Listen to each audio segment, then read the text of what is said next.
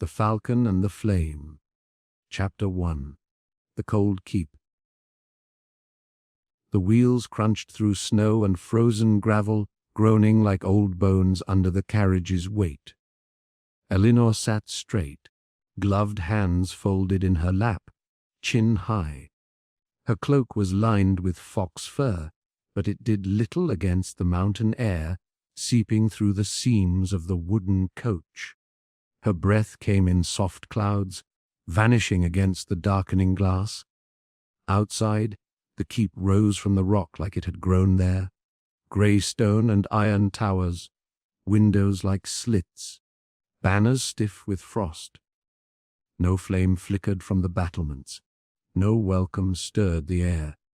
The coach came to a slow, uneven halt just beyond the gatehouse. The driver didn't dismount. Elinor opened the door herself. The cold hit like a slap. Sharp, immediate, honest. She stepped down into the snow, boots sinking slightly, skirts brushing the frost-covered ground. The courtyard was nearly empty, save for a pair of guards by the portcullis, faces hidden beneath helms, spears in hand. The main doors opened with a groan. A steward in a dark doublet appeared, short, sharp-nosed, face flushed with cold and the impatience of duty. Lady Elinor of Fenvael. She inclined her head. Simply Elinor now. He bowed, stiff and shallow. You'll follow me? Quickly. The Lord is at supper. You will be presented tomorrow. She didn't answer. Just walked. The snow crunched beneath her steps. Her fingers burned in her gloves. Above her, the keep loomed. No light greeted her, only wind and stone. The corridor twisted like a spine. Torches lined the walls in iron sconces, but their flames barely touched the gloom. Elinor walked behind the steward in silence, the only sound her footsteps echoing against old stone and the slow drag of her travelling trunk behind a second servant. This wing is for attendants and lesser company, the steward said without looking back. You will share the hearth space with Lady Gwyneth's maids. Her quarters are above. I understand, Elinor said. Her voice didn't falter, but something inside her did. They stopped before a narrow wooden door. The hinges moaned as he opened it. The room was small. Stone walls, one narrow bed covered in rough wool, a table with a brass basin, and a single pitcher of water already forming a skin of ice at the top. No fire, no candle, just a slit of a window that overlooked the courtyard below. Meals are taken in the hall. You will be summoned for your duties at second bell. He did not wait for a response. Rest well. The door closed behind her with a quiet finality.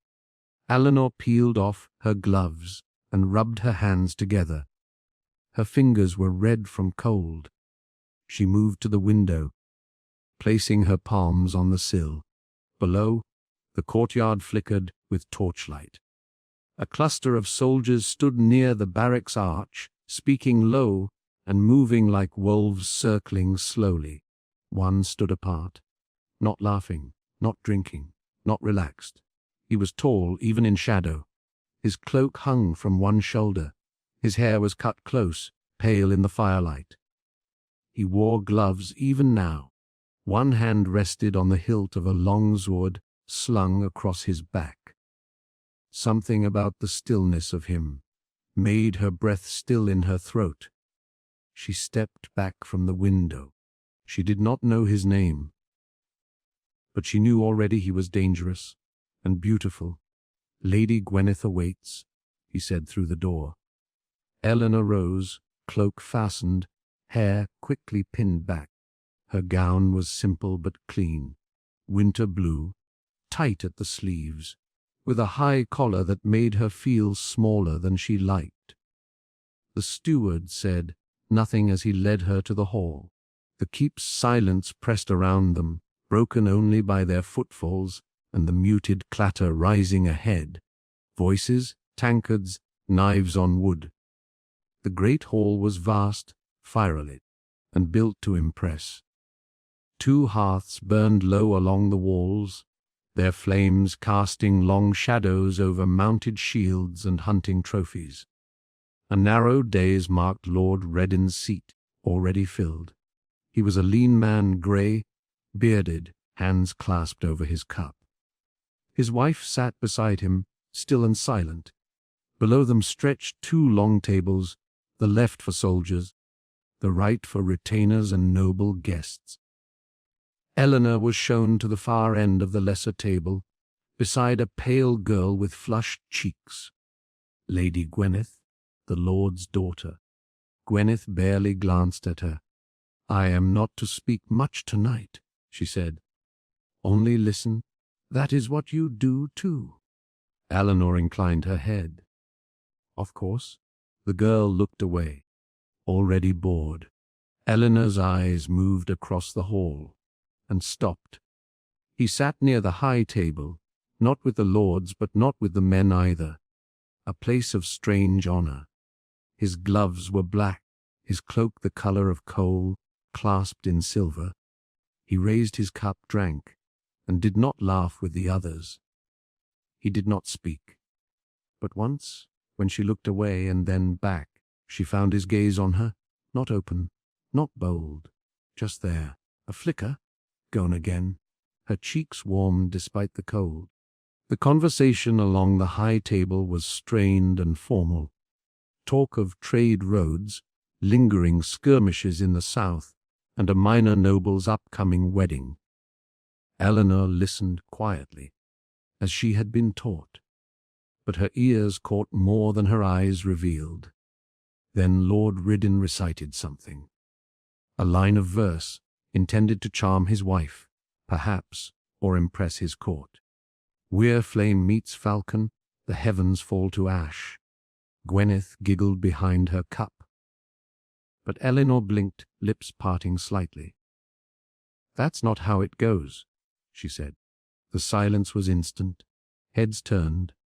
Gwyneth's eyes widened in horror. Across the table, the steward stiffened. Eleanor's voice stayed calm, clear. "It's where falcon flees flame, not meets it. The poem is about cowardice, not love." The Lord stared at her. "I was not aware we had a scholar of verse among our attendants." "No, my lord," she said evenly. "Only a daughter of one." There was a long pause, then a nod. Nothing more. But she felt the hall watching her as she returned to her cup. Only one face held no disdain, the gloved knight's. He wasn't smiling, but he was listening. Later, the hall emptied into corridors of stone and torchlight. Eleanor slipped toward the smaller hearth chamber. Hoping for quiet, she found him there. Standing alone, firelight brushing the edge of his jaw. She stepped in. Stopped. "You wear gloves to a feast," she said. He turned slowly. His voice was low, edged in steel. "And you correct lords to their faces. Only when they quote badly." A pause. He stepped closer, not near, but not far. "I am Sir Caelan of Hymir." "I am no one," she said. "Hair at least." He looked at her for a long time, then, "Good," and walked past her, cloak brushing her shoulder like a whisper of something not quite touch. The corridors were emptier than before. Shadows stretched longer, torches burning lower. The stone seemed to breathe cold. Eleanor's slippers whispered over the floor as she returned to her chamber. No servants lit her path. No voices followed her. Just the wind, winding through cracks in the walls like a song with no melody. Her room was, as she left it, plain, sharp, indifferent to her presence. She undressed with quick fingers, slipping out of her gown and into the coarse shift laid on the bed. The furs she wrapped around her shoulders were thick, but not thick enough. She sat on the edge of the bed, Bare feet curled under her and stared at the black window slit as if it might answer her. The keep was a cage, elegant, ancient, and inescapable. She had known it would be, but not like this, not so cold, not so quiet, not so full of eyes that looked through her, except his. Sir Callan? She closed her eyes and saw the firelight tracing the edges of his cheek, the way he had said. Good? Like it meant something he would not explain. He was not warm, not gentle. But he was real, and that, she feared, was more dangerous than anything. The wind howled around the stone tower. She lay back on the narrow bed, drew the furs to her chin, and stared up at the beams above. She would not be broken here. But the walls were already listening. Chapter 2.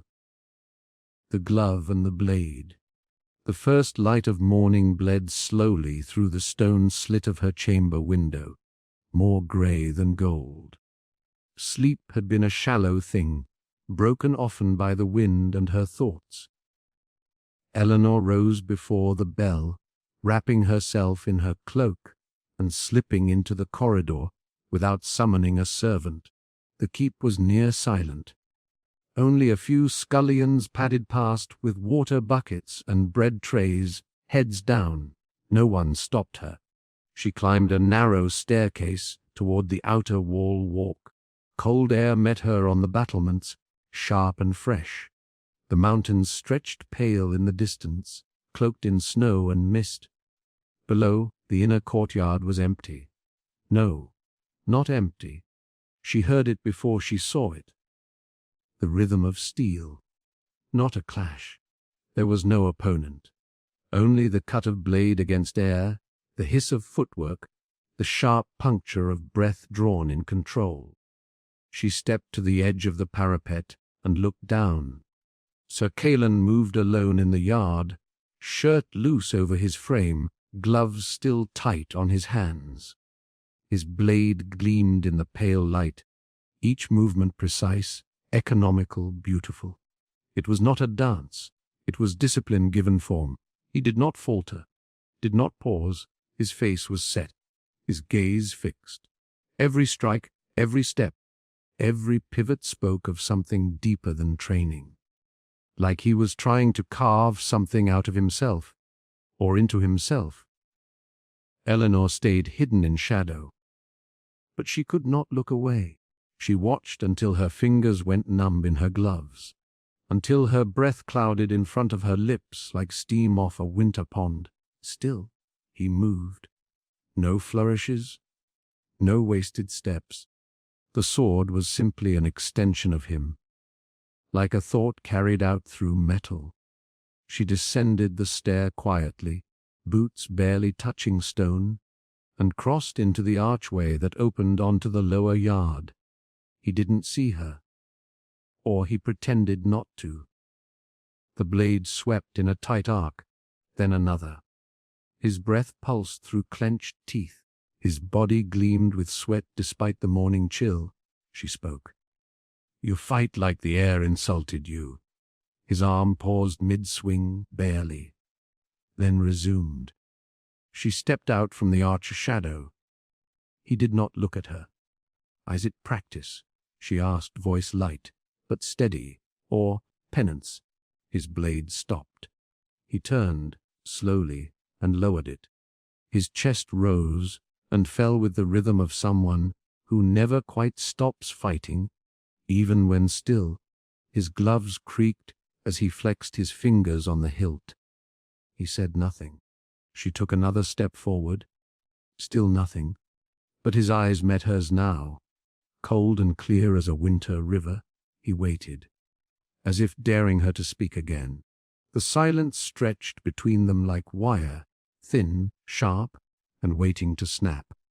Eleanor folded her arms beneath her cloak, chin lifting slightly. "You wear gloves even in practice." Still, he said nothing. She took another step. "Even when there is no armor to shield, no audience to impress." His eyes narrowed, just slightly. You think I do it for show? He asked, voice low and even. I think men hide what they're afraid to show, she replied. And you? She let her gaze drop to his hands. Never take them off. Chalon looked down at his own gloved fingers, as though only now remembering them.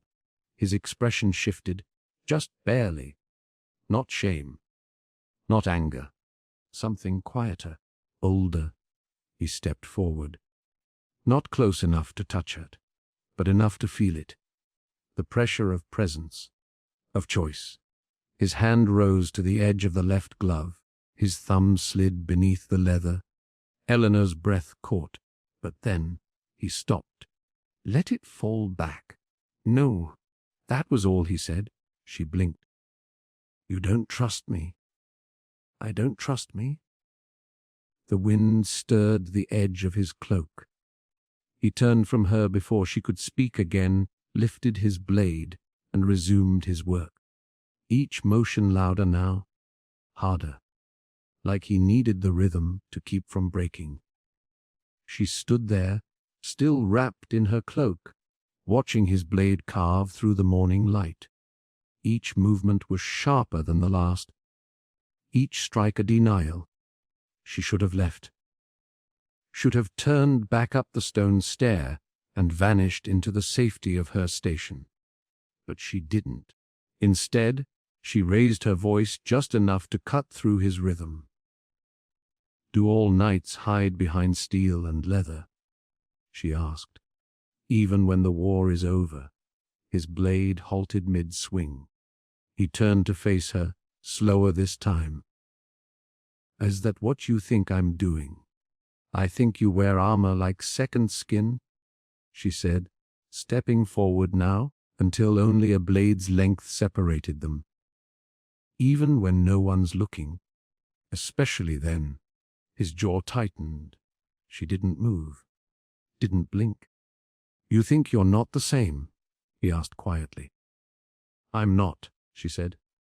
I have no armor. No, he said. Just sharp words and a quicker tongue than sense. She bristled, and then he said her name. Eleanor. The first time, spoken low. Careful, like it might break in his mouth. It wasn't a threat. But it wasn't gentle either. It felt like a hand placed around her throat, not to hurt, but to claim. She swallowed, pulse hot in her throat. He turned again without waiting for a reply. His blade rose, fell, and this time she couldn't look away. The corridors felt warmer than before, but Eleanor's skin still tingled with cold, or something that mimicked it too well. Her steps echoed in the hall, sharp and quick. She did not look back. She didn't need to. Chalon's voice still clung to the inside of her ears. Eleanor. She had heard her name spoken 1,000 ways, in court, in scorn, in songs her mother once sang. But never like that. Never like a blade being drawn and laid flat against skin. She reached her chamber, shut the door with care, and leaned her back against it. Her cloak slipped off her shoulders. She let it fall to the floor. He hadn't removed the gloves. He hadn't touched her. And still, she felt like her whole body had been handled, taken apart, slowly, without ever being touched.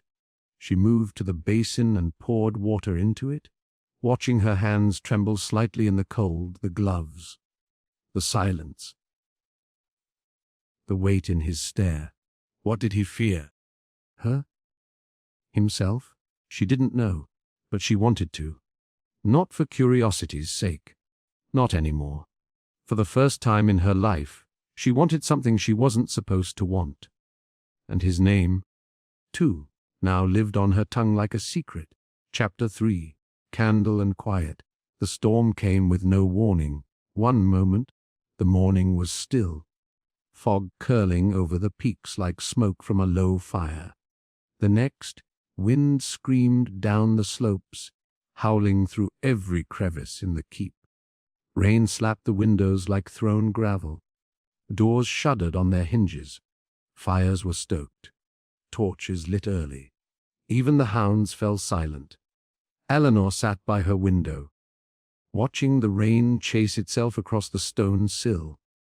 She welcomed the sound. It gave shape to the silence she'd been carrying since yesterday morning, since Eleanor. Her name, still soft in her memory, still heavy. A knock came. She turned. The steward bowed low at the threshold. "Lady Redden requests your presence. She cannot rest. She asks to be read to." Eleanor stood, straightened her bodice, and followed. They climbed the servants' stair, narrow, slick with damp, and emerged in the corridor above the great hall. Lady Redden's chambers were at the far end, behind a door carved with ivy and crowned with her family's crest. The steward opened it and stepped aside. Eleanor entered and stopped.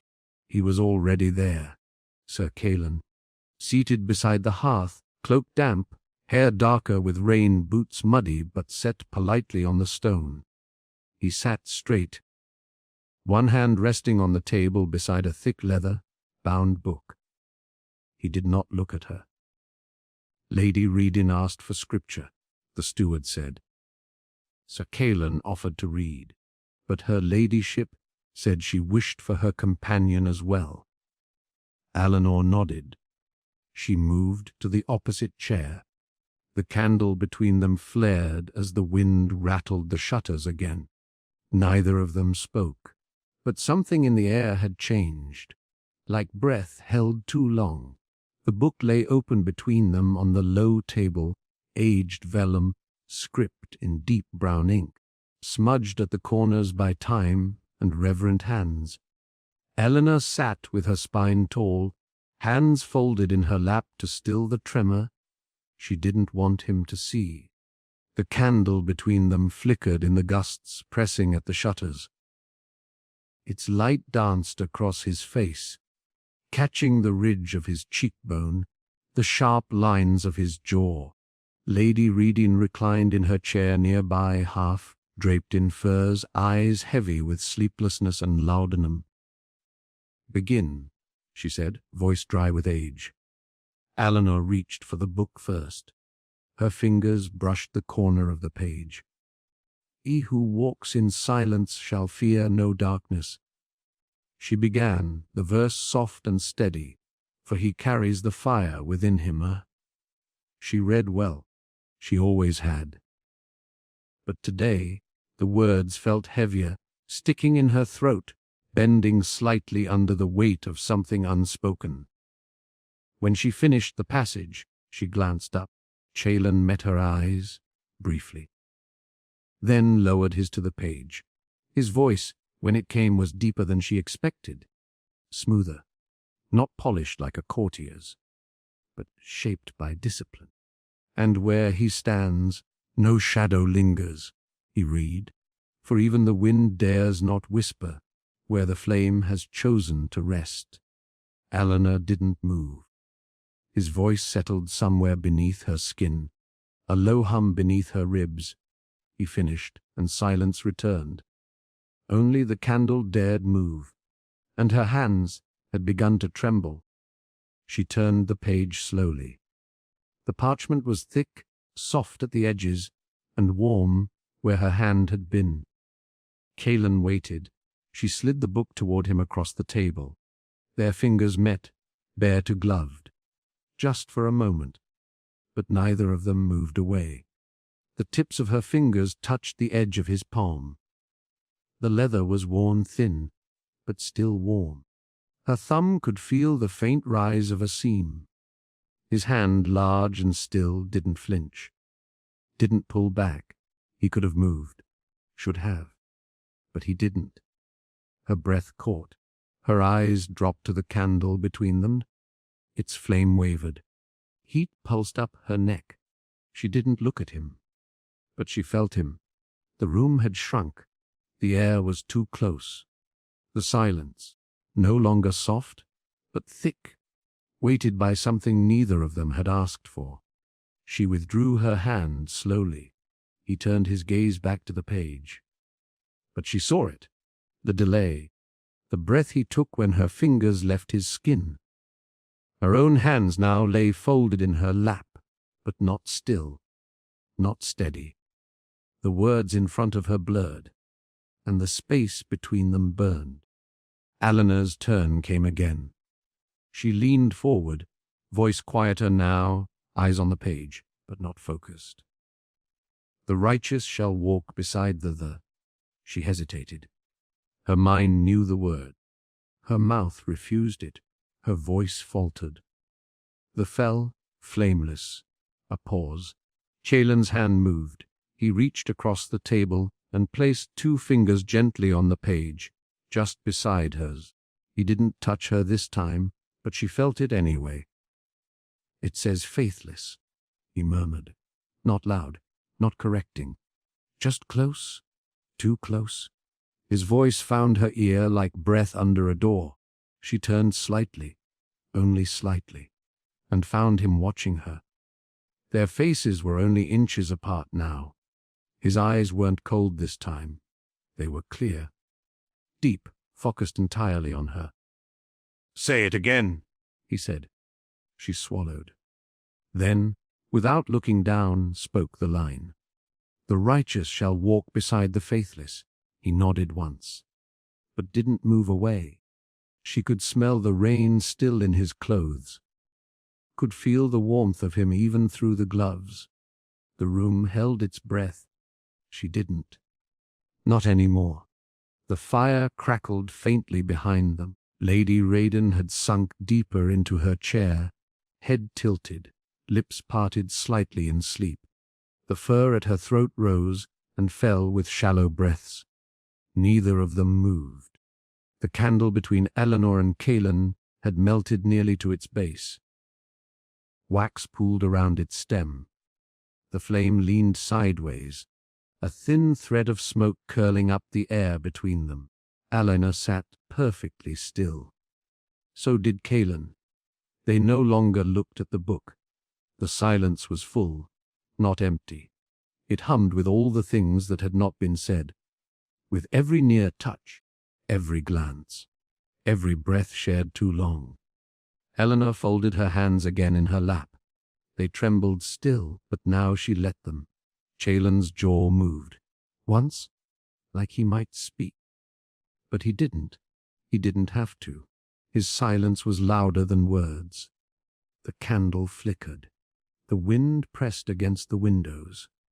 Neither of them looked away, and the space between them, narrow as a table's width, felt impossibly wide, and far, far too close.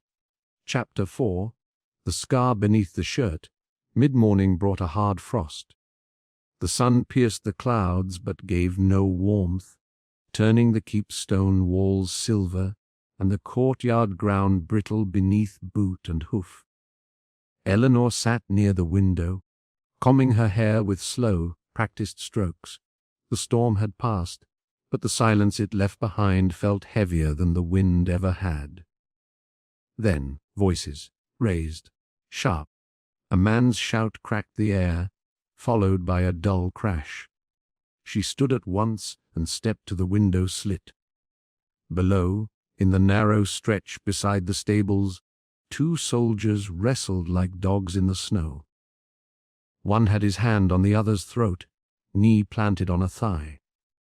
The other thrashed, snarling through his teeth. And then, Talon. He stepped in without ceremony, shoving one back with the flat of his arm, yanking the second by the collar and dragging him clear. His voice was low, tight, audible even from above. Command, not rage. But one of the men turned, blood on his mouth, and struck Caelan square across the chest with a fist. Caelan staggered, just slightly. He caught himself, pushed the man back hard, and let him fall in the snow. More shouting. The younger guards pulled them apart. The fight ended as fast as it had begun, but Eleanor saw it, the smear of red just beneath Caelan's collar. He didn't flinch, didn't clutch the wound, but he was bleeding and alone.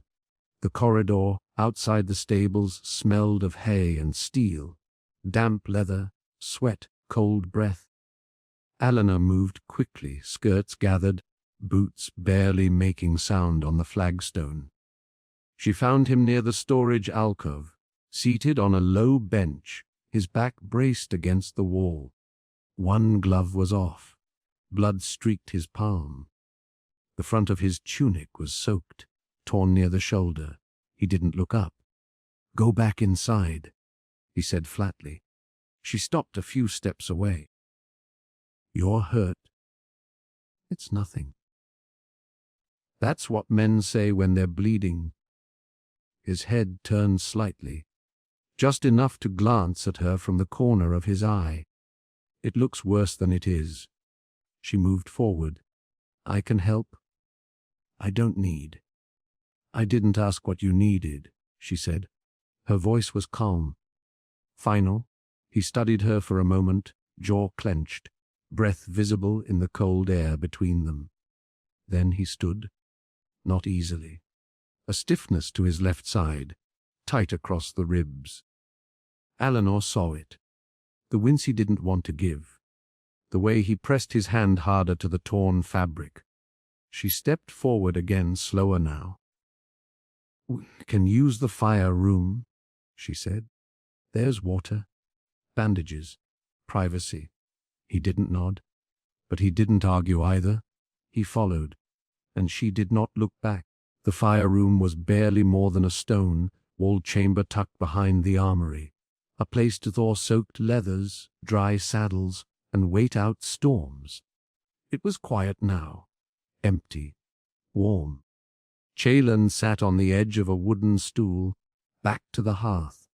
He said nothing as Elena crossed to the side table and poured water into a brass basin. Her hands moved with calm precision. Clean cloth, a strip of linen, a jar of balm she found behind a crate of saddle oil. When she turned back, he was still wearing the blood-stained tunic. "You'll need to remove it," she said, voice level. He exhaled once through his nose, then reached behind his neck. The fabric peeled away slowly, stiff with dried blood. Catching at the shoulder, he hissed, barely, and let it fall to the floor. Eleanor stepped closer. The wound was shallow but long, red and angry across the muscle of his left shoulder. But it was the scar beneath that made her pause. Lower, carved diagonally across his ribs, an old wound, brutal, curved, jagged like a sickle's path through a wheat field. The skin was puckered around it, the edges pale and raised. She stared. Her hand hovered in the air. He didn't move, didn't speak. But his chest rose a little faster now. She touched the edge of the newer wound with the cloth. He flinched, not from pain, but from breath. She looked up. His eyes met hers, not guarded, not cold, just waiting. The cloth pressed gently against the wound. He inhaled through his teeth. She didn't apologize.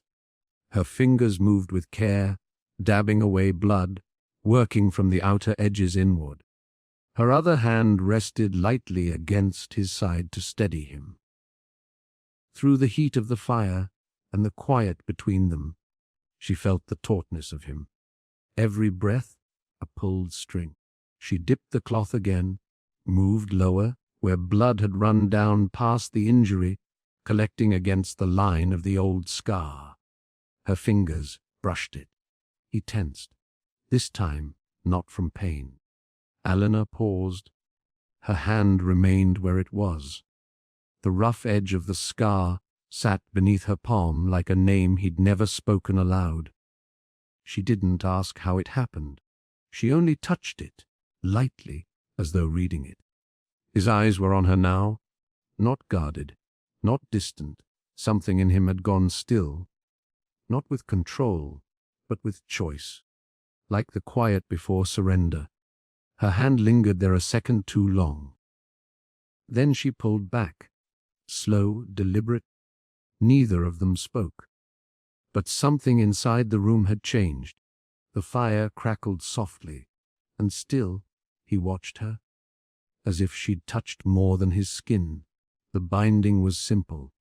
A clean strip of linen, wrapped twice around his shoulder, then crossed over the chest to keep it in place.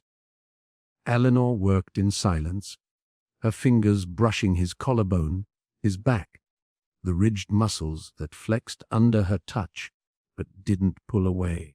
Chalon didn't move. He only watched her hands, watched the calm, the steadiness, the way she focused without fear, without hesitation. When she finished, she stepped back and met his eyes once more. "You should wear armor next time you play hero," she said quietly. He gave a breath that almost passed for a laugh. Almost. Then he reached for his tunic. He pulled it over his head in one slow movement, the fabric sliding over fresh linen and bare skin. He didn't wince. She didn't look away. When he stood, he didn't thank her. But he didn't turn his back either. He looked at her. But long enough. Elena didn't speak. She didn't need to. He let her see. The wound. The scar. The silence behind the armor. And he had let her touch it. The door closed behind him with a soft click. She stood there alone, her hand still tingling with the memory of his skin. And for the first time, she didn't feel cold. Chapter 5. A lesson in restraint. The knock came just as Eleanor was lacing her sleeves. Light, rhythmic, and annoyingly polite, Lady Gwyneth pushed open the chamber door before Eleanor could answer. "The Southern Baron's hunt has been moved up. My father says all household ladies must attend, mounted and proper." Eleanor arched a brow. "Do I ride as decoration or bait?" "Ride like a lady," Gwyneth snapped. "And try not to embarrass me." She tossed a riding cloak across the bed. "Sir Chalon will instruct you. You're to meet him by the paddock at second bell." Eleanor's breath caught. She kept her voice neutral. "I've not ridden in years. Then you'll need all the help you can get." Gwyneth flounced out before Eleanor could retort. The door clicked shut. Eleanor looked at the cloak, at her gloves, at the window where snow still clung to the ledge. Then she smiled, faint, involuntary. Chalon, again. The air outside was sharp and clean, the sun pale behind a drift of clouds. The paddock lay just beyond the stables, half-melted snow giving way to muddy earth. Eleanor found him already waiting. 2 horses stood saddled. Chalon adjusted the girth of one, glancing over only as she approached. He offered no greeting, just a small nod. "You've ridden before?"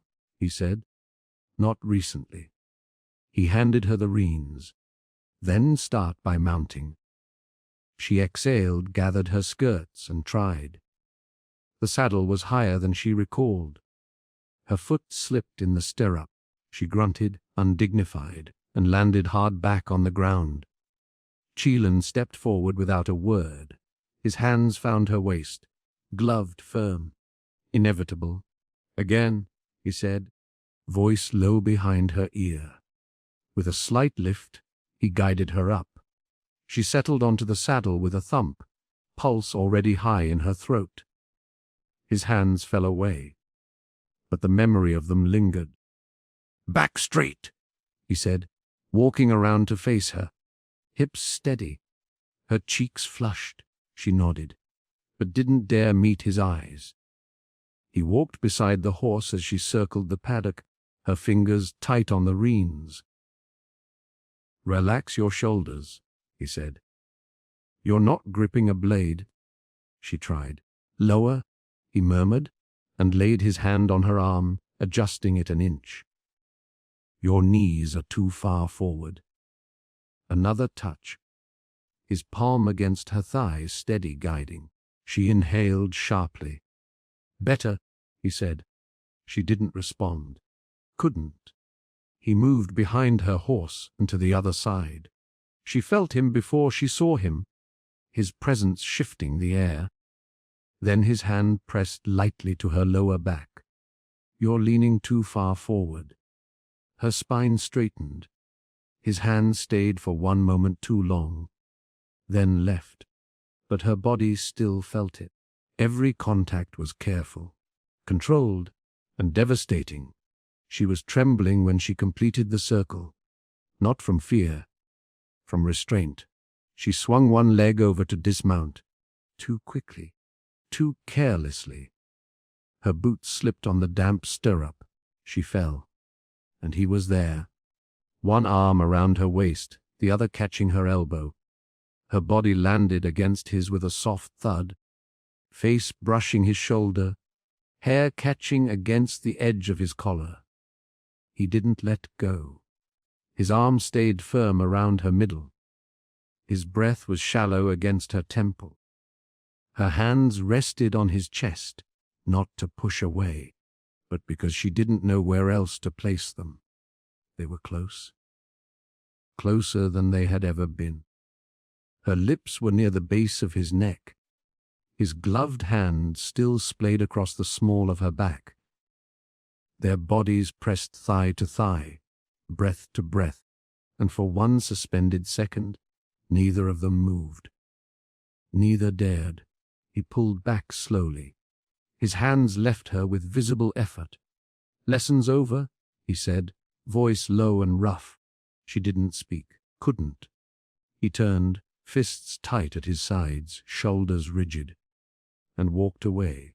She watched him go, every step deliberate, as though every muscle fought to remain still when it wanted to turn back. The wind brushed against her like a hand. She looked down. Her own fingers had found the small of her back, the place where his palm had rested. She stood there alone, her breath still shallow, the saddle creaking gently behind her. And whatever this was between them, it was no longer training, and no longer safe. Chapter 6. The chapel at dusk. The last light of the sun caught the chapel window just as she entered. Eleanor paused in the archway. It was cold inside, forgotten cold, the kind that clung to stone and silence. Dust lay thick over the pews. Candles melted to stubs lined the altar. Cobwebs clung to the iron sconces. But it was quiet, and that was enough. She stepped inside and let the door ease shut behind her. A cracked window above the altar threw pale orange light across the flagstone. She moved slowly down the aisle and sat on a bench near the front, her hands folded in her lap. For the first time in days, she exhaled without restraint. She sensed him before she saw him. The door creaked. The air shifted. She didn't turn. Chalon stepped into the chapel like he didn't mean to, like he'd followed some instinct he couldn't name. His steps were quiet on the stone. "You're hiding," he said. She nodded, eyes still forward. "I needed silence. And this is where you come for it." She looked over at him. "Would you have guessed?" He didn't answer right away. "Then, no, but I understand it." He moved to the same pew, but didn't sit yet. "You're bleeding less," she said. "So I am." Finally, he sat. A space between them, but not far. The chapel held its hush. No clatter. No watching eyes. Only dust and soft light, and the fading scent of wax and stone. "You don't let anyone close," she said. He didn't deny it. "You." "I don't have to," she said. "No one wants close, not really. They want the version I perform." He looked over at her. "And what do you want?" She shook her head. "I'm still deciding." He watched her face for a long moment, then said, "I want control." Her gaze met his. And I lose it, he said, when I'm near you. She swallowed. Her voice caught, barely. Then why stay? Because it's not just danger, he said. It's peace too. And that's worse. He turned toward her fully now. The light from the window cut across his face, softening the edge of his jaw, the tension in his brow. Then, without a word, he reached for his left glove. He pulled it off slowly, finger by finger, until the leather slid free and he held it in his lap. Then he offered his hand to her. No flourish, no command, just flesh, scarred, warm, real. Her own hand trembled slightly as she placed hers in it. His fingers closed gently, not possessive, not careful, just present. The warmth of his skin stunned her more than anything he'd said. She didn't speak. Neither did he. But both of them knew something had just broken, and something else had begun. They sat like that for a long time, side by side, his bare hand in hers, thighs touching. The silence wasn't empty now. It was thick with breath, with closeness, with the ache of every word they didn't say. She looked down at their hands, scar against soft, callous against skin. He had let her in, and she had stayed. The last light faded through the cracked glass. The candle on the altar guttered once, and neither of them moved. Chapter 7. The Bed of Thorns. The knock came just after the last bell. Eleanor, half undressed, paused at her basin. "You're wanted in Lady Gwyneth's rooms," said the maid at her door. Immediately. She tied her laces again, gathered her cloak, and climbed the stone stair without questions. Gwyneth's chamber was warm with perfume and hearthlight. The lady reclined across a low bench near her dressing table, already barefoot, silk robe tied too loosely to be accidental. "You're late," Gwyneth said, smiling. "You asked for me just now? Well," she purred, "then you're right on time." There was something in her voice, something like sweetness poured over a blade. Eleanor's skin prickled. "Brush my hair," Gwyneth said, handing her the silver comb. Eleanor complied, fingers steady, as she worked the ivory strands over her shoulder. "You've been close to him?" Gwyneth said suddenly. Eleanor blinked. "To whom?" "Oh, don't insult me." "Sir Callan, of course." A pause. Then, "I'm not his concern." "But you're something to him," Gwyneth mused, her lips curving. "And something to you. Clearly. I see it." The air tightened. "Auntie, my bodice," she said. "It's too tight." Eleanor stepped around her to the back, fingers brushing silk and stays. But Gwyneth's eyes weren't on her. They flicked to the door, expectant, and just before Eleanor could speak, the handle turned. He entered with a frown. "My lady," he said, eyes flicking from Gwyneth to Eleanor, then away. "Perfect timing," Gwyneth said. "Would you be so kind? My corset is impossible, and dear Eleanor's hands are trembling." Eleanor stiffened. Callan hesitated.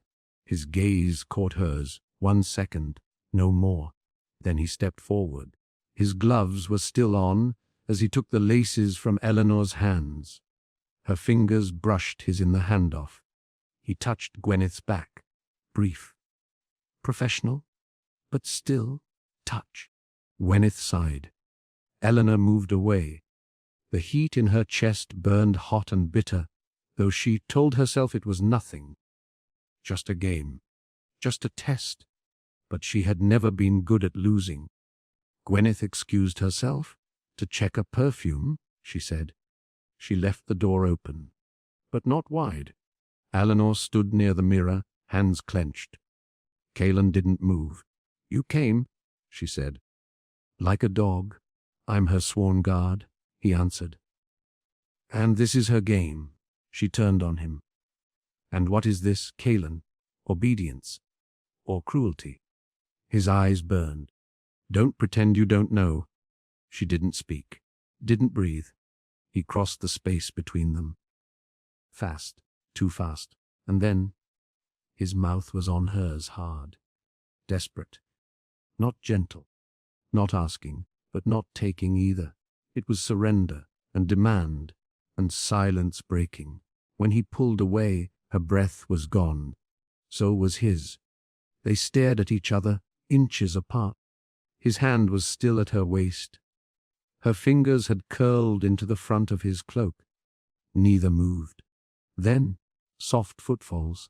They sprang apart just as Gwyneth entered, slow and sweet. She looked between them. Her smile said, I know something. But not what? Not yet. Eleanor's lips still tingled. Kalen's gaze didn't return to Gwyneth. Not once. Chapter 8. A night without fire. The keep was too still. The stone walls pressed in close. Her thin blankets clung to her skin.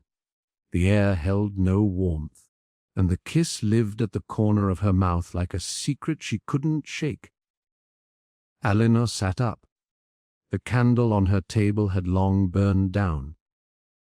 Moonlight cut across the room in a thin, pale blade. She pulled on her cloak, fastened the clasp with cold fingers, and stepped into the corridor barefoot. She didn't know where she was going, only that she couldn't stay. The library was near dark. Just a few coals glowed in the hearth. The air was thick with dust, leather, and old silence. She slipped inside, closing the door behind her with care. Books lined the walls from floor to ceiling. Histories, fables, religious texts, all asleep in the quiet. She stepped between the rows, breathing slower. Can't sleep either? The voice came low. Familiar. She turned. Chalen sat in the far alcove, legs stretched, a book closed in his lap. No, she said. Me neither. She didn't ask why. Didn't need to. She moved closer. He didn't move. But something in him changed. She drifted between shelves until the only thing between them was air. The silence held. Then she moved past him. His hand caught her wrist. Not hard, not fast, just certain. She stopped. He stood, slower this time. They were close. Closer than the library had ever allowed. I shouldn't have, he began. Don't, she whispered. Don't ruin it with regret. He breathed in. Her fingers slid from his to his chest. Their eyes stayed locked. Then don't stop me, he said. And she didn't. This time, he leaned in slowly. His breath met hers. His lips brushed, once soft. Testing, then again, deeper, more certain. His hand moved to her back, pulling her gently closer. She rose onto her toes, fingers curling in his shirt, into his hair. It was different. No fire, no rush.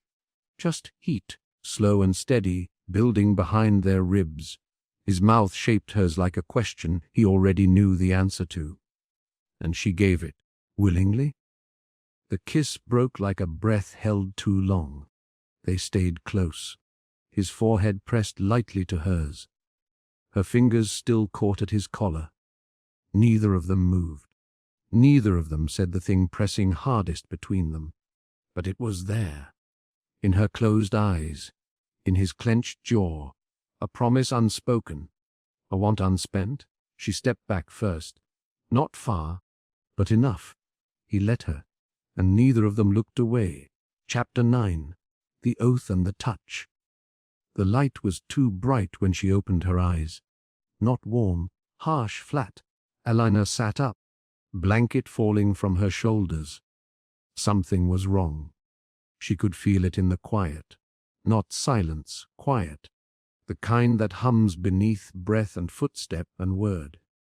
She dressed quickly, fingers clumsy at her laces, and stepped into the corridor. Voices down the stair, snatches of names. leaving before the bell. Lord Merrin's personal guard, Sir Callan. Her breath caught. No, she descended fast, skirts drawn up to avoid slipping on the smooth stone. The hall was busy now. Pages running messages, men checking saddles outside the stables, the steward barking orders no one fully heard. But not him. He wasn't there. Not in the corridor. Not at the gate. Not in the shadows.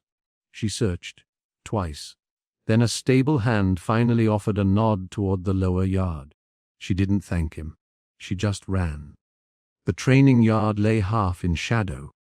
Snow had melted in patches, leaving wet earth and muddied footprints. Chalon stood near the far post, adjusting the leather strap across his chest. His sword already hung at his side.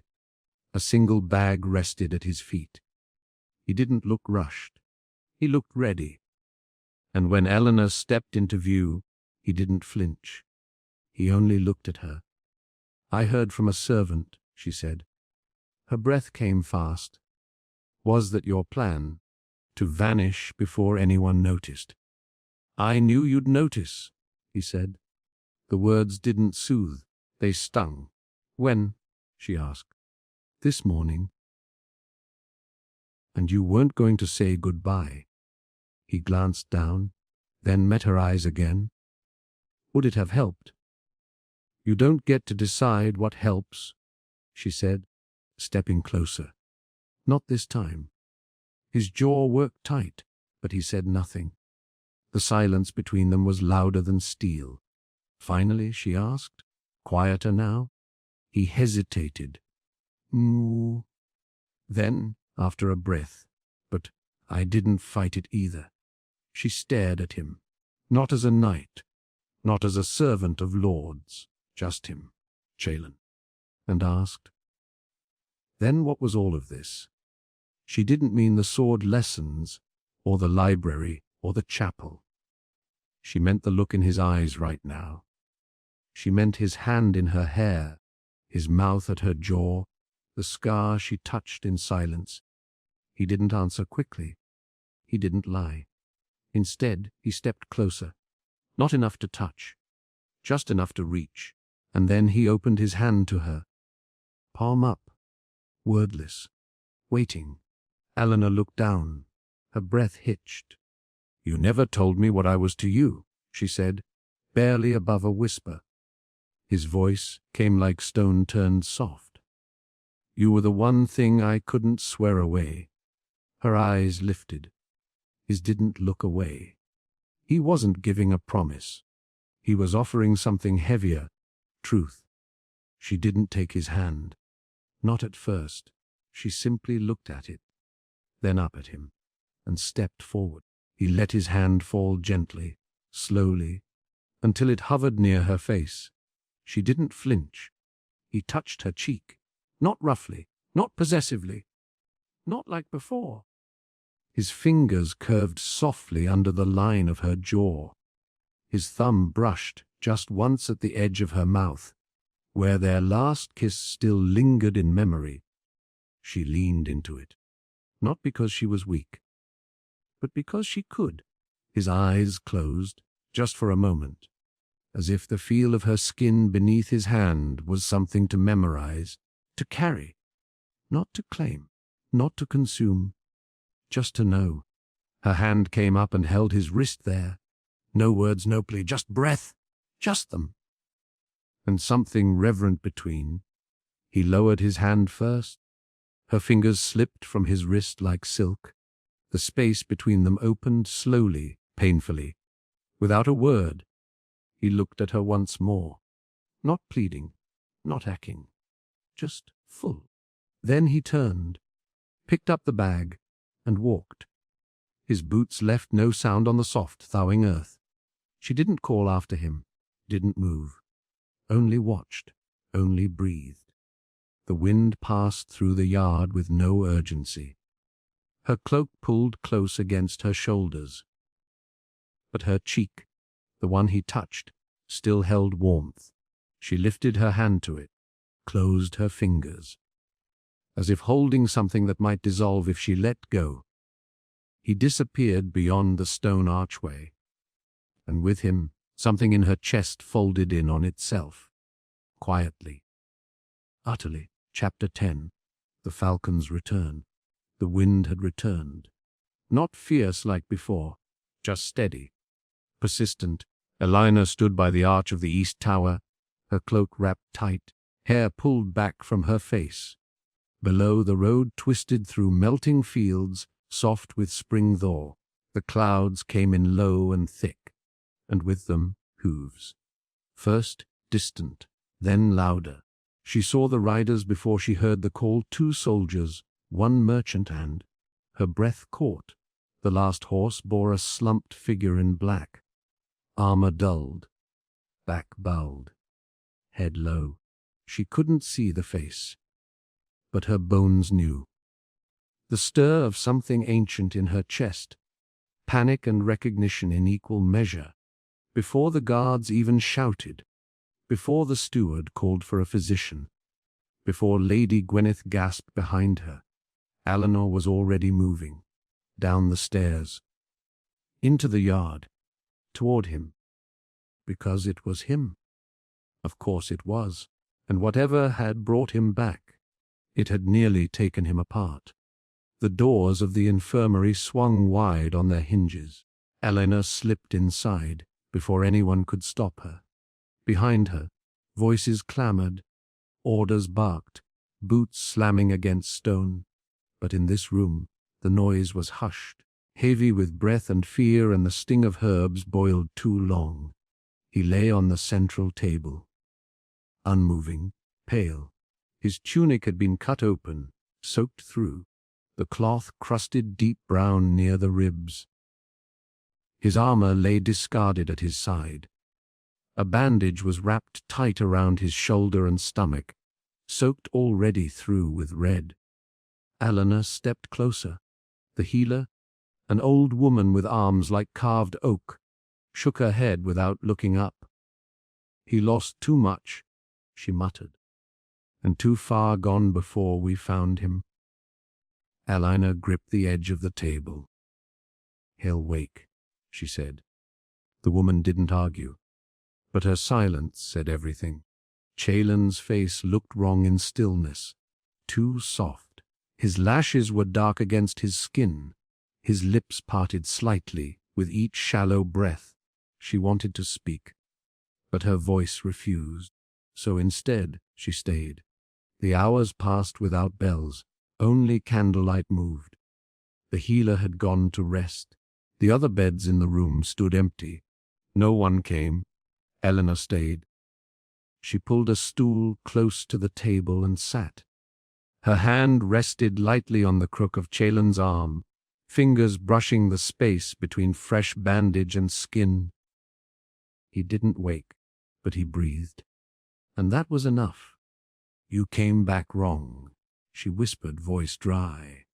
"You were supposed to return standing." His chest rose once, slow and shallow. She dipped a cloth into the basin, wrung it out, and laid it gently across his brow. "I told myself I wouldn't feel anything, that I was only curious, that you were just another night." She laughed once, quiet and bitter. "I lied better than I thought." Her fingers lingered on his temple. "You made it worse," she said. "The night in the library. The way you touched me and didn't ask for anything. The way you left like it cost you everything." The candle hissed. His hand twitched. She froze. But he didn't wake, so she leaned closer and said it low against his skin. "You matter to me." The candle had burned low. Outside the shuttered window, a line of pale blue crept into the sky. Morning, thin and cold. Eleanor's head had fallen forward, her hand still resting atop his. Her eyes fluttered half shut. Then, a twitch, not imagined. His fingers curled slightly beneath hers. She froze. A breath. Then his lips parted. No sound at first, just air. then rasped like torn cloth. Eleanor, her head snapped up. His eyes were still closed, but his mouth moved again, shaping the word as if it were all he had. She leaned close. "I'm here," she whispered. His lashes lifted. His gaze found hers, unfocused, struggling, but real. He blinked once, slow then again, and through all of it, he didn't stop looking at her. His lips parted again. She could see it. He was trying. A word hovered, tangled between pain and waking. But she shook her head. "No," she said softly, cupping his hand between both of hers. "Not now." His brow furrowed, confused. She leaned down, pressed her lips gently to his knuckles. It was not a lover's kiss, not a plea, just quiet truth, and something like a promise. "I waited," she murmured. "I'll wait again." His eyes closed, but not in sleep, in relief, in trust. Her thumb brushed the back of his hand, slow. There was no need for more. Not yet. He was alive. He was here. And her touch no longer shook. Chapter 11. The fire beneath the snow. The snow hadn't stopped in 3 days. It drifted like ash outside the narrow window, pale against the dark stone of the keep. Inside Kalen's quarters, the hearth burned low and steady, a pool of warmth in a world still frozen. Eleanor came every day. She never asked if she was wanted. She brought broth, books, clean cloths, once even a cracked chess set with half the pawns missing. He never asked her to leave, not once. She read aloud when he couldn't keep his eyes open, changed his bandages with a gentleness that made him tense in silence. Her fingers, careful at first, grew confident, familiar, trusted, and always he watched her. Even when she didn't speak, especially then, she felt his gaze on her like heat through silk. When she poured water, when she tucked the blanket higher, when she laughed, quiet and tired, at some foolish story in the book. He didn't speak much, but he looked at her like he'd forgotten how not to. And it was that, not the wound, not the silence, that unraveled her, because with each day, the distance between them stopped feeling like safety, and started feeling like delay. The fire snapped as she folded the blanket down, her fingers brushing the hem of his tunic. "Let me help you sit," she said, already reaching for his hand. He didn't argue. He hadn't in days. She slipped an arm around his back, careful of the bandage, and braced her other hand on his chest as he pushed himself upright. The effort made him grunt softly, less pain than breathlessness.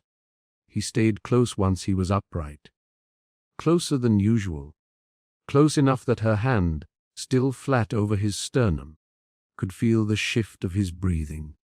Neither moved. Her fingers lingered. His eyes were on her mouth. Eleanor, just her name, but said like it was the center of everything. She met his gaze, didn't flinch, didn't pull away. Outside, the snow slid in slow silence down the glass. Inside, her hand rose and touched the line of his jaw. "I brought you something," she said softly, breaking the stillness. From the chair beside the fire, she took a folded linen shirt, clean, warm from where it had rested near the hearth. "Let me," she added, as he started to reach for it. He didn't resist. She helped him slide his good arm through first, then eased the fabric over the bandage on his shoulder. The shirt smelled faintly of smoke and lavender. When she stepped behind him to tie the laces at the throat, her fingers wouldn't cooperate. They slipped once, twice. "You're shaking," he said. "I'm not," she lied. His hand reached up, slow, unthreatening, and covered hers, not to stop her, just to steady. Her fingers stilled, and his hand didn't move away. Then, without hurry, he let his other hand rest lightly at the small of her back. It wasn't a pull. It wasn't a suggestion. It was just placement. Her breath hitched. She finished the tie, but didn't step away. Not yet, because neither of them had asked for distance, and neither wanted it. She didn't know who moved first. Maybe both. Maybe neither. Maybe it had already begun the moment she stepped through his door days ago.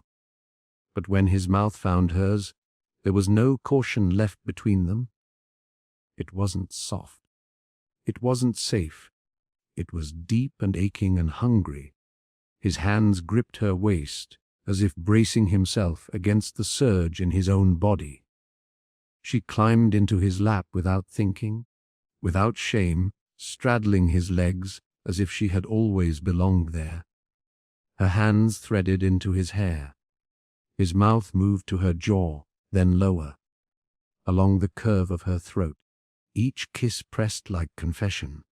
She whispered something that wasn't words. He answered with breath, with teeth, with heat. The fire crackled, casting gold over the bed frame, the floor, their tangled shadows on the wall, their bodies shifted, aligned. Heat built, not certain. They didn't speak. They didn't need to. Everything said now came through the press of lips, the clutch of fingers, the trembling in her thighs as he pulled her closer, and still, neither one let go. They broke apart only to breathe. Even that felt like surrender. She laughed, quiet, shaky, more breath than sound, when her knee knocked into the edge of the cot behind him. He smirked, almost startled by it. Then she pushed him gently back, not with force, with intention. He let her. They sank together into the blankets, the cot creaking beneath their weight. The fire cast the last light across the room, all amber and shadow and skin. She hovered over him for a breathless second, then leaned down and kissed him again. This time slower, fuller, as if tasting the answer to a question they'd both been asking for weeks. His hands slid beneath her tunic, palms flat, reverent. No hurry, no hunger for ownership, just presence. Her breath caught. He paused. She nodded. And together they moved like people who knew this was not conquest. It was choosing and being chosen. When her tunic slid over her head, she didn't flinch. Not once. Because this time there was no shame. Only heat. Only him. Only now. Chapter 12. The choice they make. The summons came at breakfast. No name, no explanation. Just a folded note in crisp script. Come to my chamber. Now, Lady Gwyneth did not keep her waiting. She stood by the window when Eleanor arrived, her hair pinned flawlessly, the folds of her gown precise. She didn't turn when she spoke. You've been seen. Eleanor said nothing. Gwyneth's gaze stayed fixed on the snow outside. You might think this is your secret to carry, but secrets don't last long in places like this. Still, Elena didn't answer. Gwyneth finally turned. Her eyes were sharp and clean and unforgiving. You'll stop seeing him. You'll keep your hands and eyes and nights to yourself. And if I don't, then you'll lose your title, your place, your name, and everything that protects you from becoming a cautionary tale whispered over wine. Eleanor met her stare without flinching. I thought you didn't care what I did. I don't, Gwyneth said. But the court does, and I care about keeping order. There was no softness in her tone, only truth and threat. You think you love him now, she added. But when they send him away again, when you're married off for coin and chalons rotting in some border war, you'll realize what you chose. Eleanor nodded once, then said, cool and certain, I already have. The training hall echoed with boots and steel. Rows of men stood in formation, helmets under their arms, tunics damp with sweat, the chill air of morning frosting their breath. Lord Merrin stood on the stone dais, scroll in hand, voice clipped. Sir Kylan, of the northern post, your service is requested on the southern frontier. Departure within 5 days. The words fell like iron.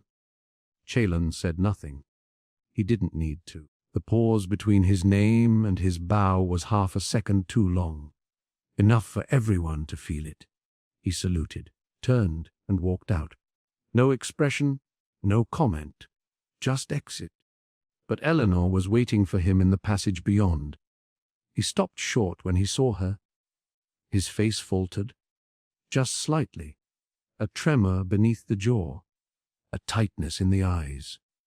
He didn't speak. She did, so that's it. They gave an order, and you follow it. Like a hound, his mouth twitched, not with humor, with something darker. I follow it, he said, because if I refuse, they'll wonder why. If they wonder why, they'll look at you. The words hit like a strike. He wasn't protecting himself.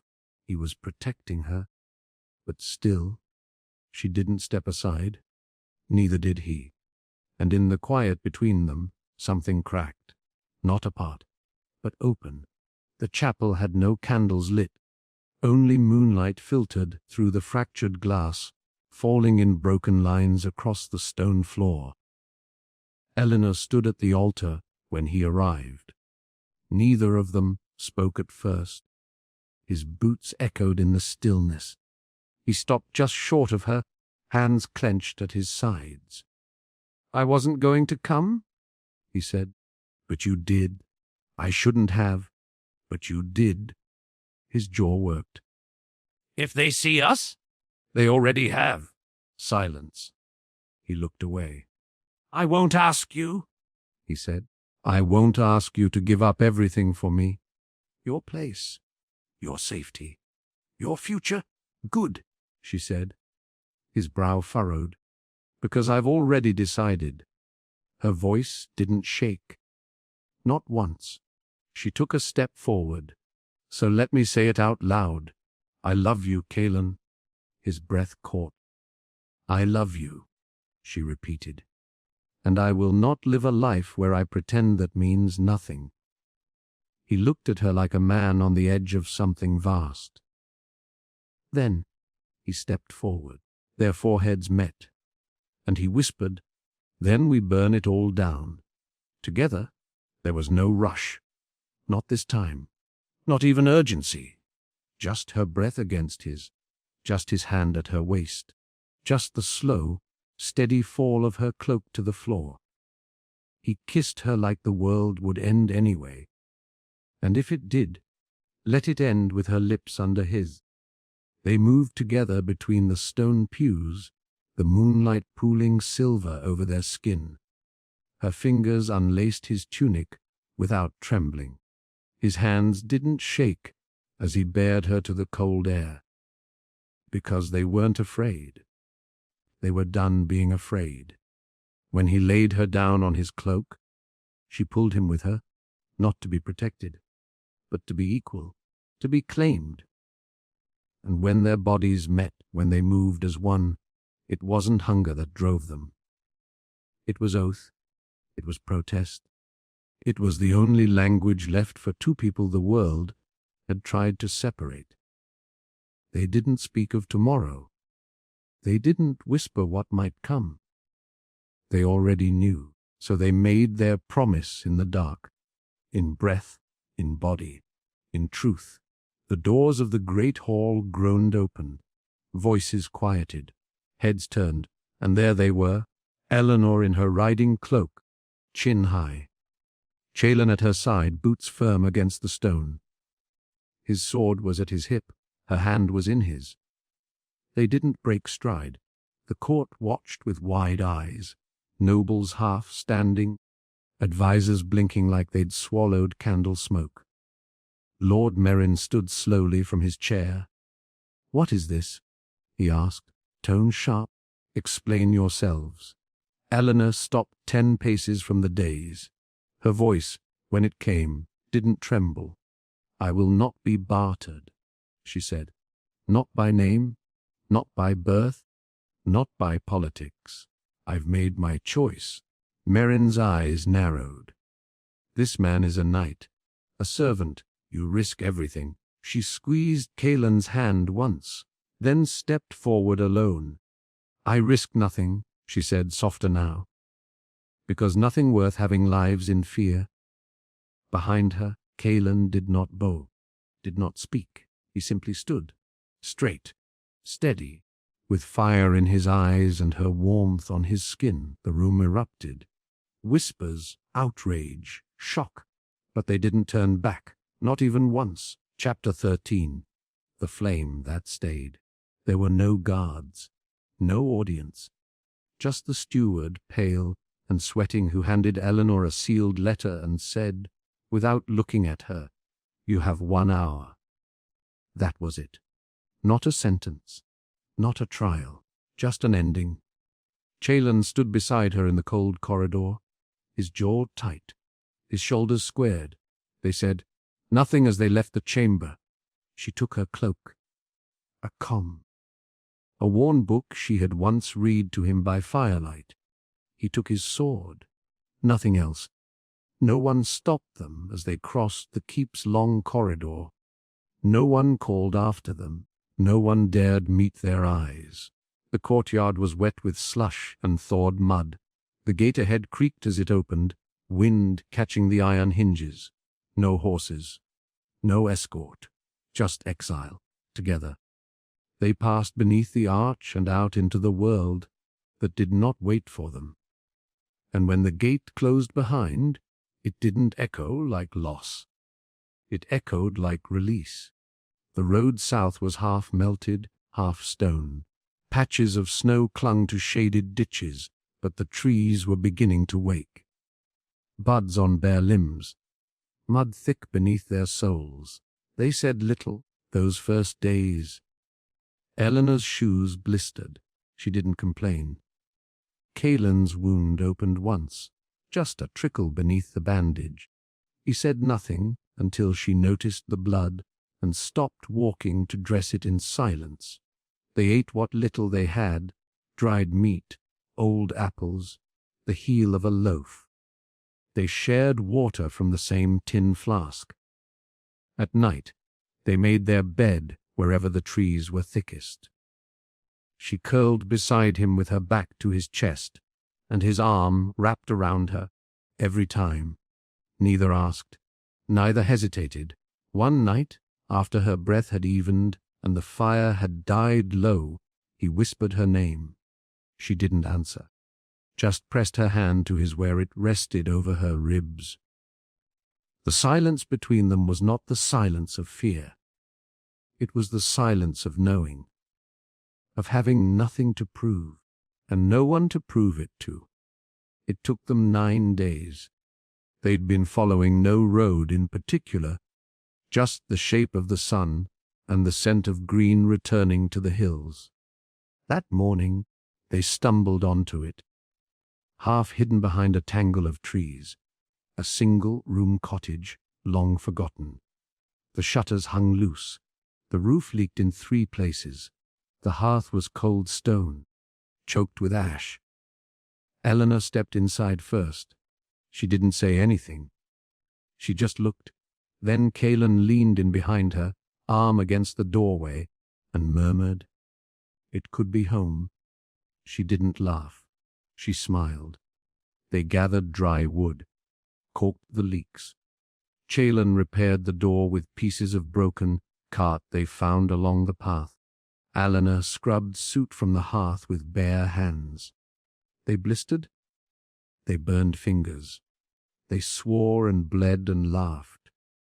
When they found a well down the slope, she kissed him out of joy, mud still on her boots, hair wild. He kissed her back with the same kind of joy. No fanfare, just two hands and breath and dirt, and something beginning. Something that didn't need a banner to be real. The hearth took 3 tries to light. The wood was damp. The wind slipped through the shutters with a ghost's patience, but Kaelin crouched low, coaxing the spark with flint and breath, and finally, flame. It leapt small, stubborn, and gold. Eleanor let out a sound she hadn't meant to make. It was too close to laughter, too full. They sat cross-legged on the floor, legs touching. A pot hung above the fire, holding nothing more than wild onions, water, and the last scrap of dried meat. She leaned her head on his shoulder. Neither said a word. The meal wasn't good, it barely tasted of anything, but it was warm and theirs, and when she spooned the last of it into his bowl, he looked at her like it mattered. Later, with only the fire still burning, they curled beneath a patched blanket, her back to his chest, the way they always fit now. She whispered, almost asleep, "I've never felt safer." He didn't reply. He just drew her in, arms tight across her waist, his breath steady against the nape of her neck. That was answer enough. The sunlight touched her cheek before her eyes opened. Soft, unhurried. The fire in the hearth had long since died to embers, but the warmth in the room remained, quiet and steady. Eleanor didn't move. Chaelin's arm was wrapped around her waist, his hand resting low against her belly, his breath warm at the curve of her neck. She could feel the rise and fall of his chest behind her. Still sleeping. Still here. No bells rang in the distance, no footsteps paced outside the door. No summons, no orders, no titles to wear. Only this, the hush of morning, the smell of ash and wood and old linen, the small sound his lips made against her shoulder as he stirred. She turned just enough to press a kiss to that same spot. His shoulder, half scarred, still strong. His mouth curved in his sleep. Not much, just a little, but enough. She closed her eyes again, not because she was tired, but because she could. Because for the first time in her life, there was no fear waiting in the next breath. Just firelight, just the man she loved, just the flame that stayed. The end.